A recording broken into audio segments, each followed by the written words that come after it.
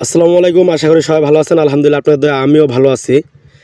বেশ কিছুদিন ধরে আমরা খেলা দেখতেছি, ক্রিকেটের যে অবস্থা, এতে করে বিসিবি নাজমুল হোসেন যে কথাটা বলছে যে ওদেরকে এত টাকা বেতন দেওয়া বেকার, বাস্তবে এই কথাটা 100% গ্যারান্টেড। ওদেরকে কোনোভাবে বেতন না দেওয়াই উচিত। ওরা তো দেশের জন্য খেলে না, দেশের জন্য যদি খেলতো তাহলে কখনো এরা বিপিএলকে বয়কট করতো না।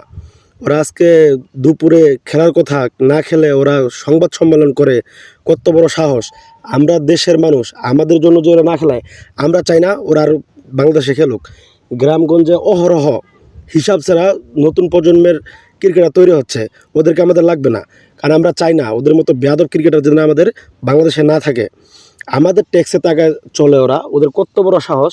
আমাদের জন্য না খেলে ওরা ওরা কি লিগ ধরে নাকি? লিগের উদ্দেশ্যে খেলে, খেলা বয়কট করে? এটা কোন ধরনের বেয়াদবি!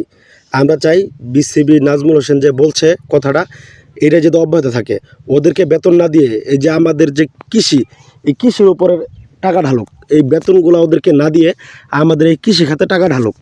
সার বিষের যে বর্তমান বাজার, সার বিষের যে বর্তমান দাম, এই দামে আমরা এই কৃষি খাতে আমরা কখনোই লাভবান হচ্ছে না। ওই টাকা ওইখানে না দিয়ে আমাদেরকে দেখ, আমাদের এই কৃষি খাতে ঢালুক, সার বিষের দাম কমুক, তবুও আমরা খুশি।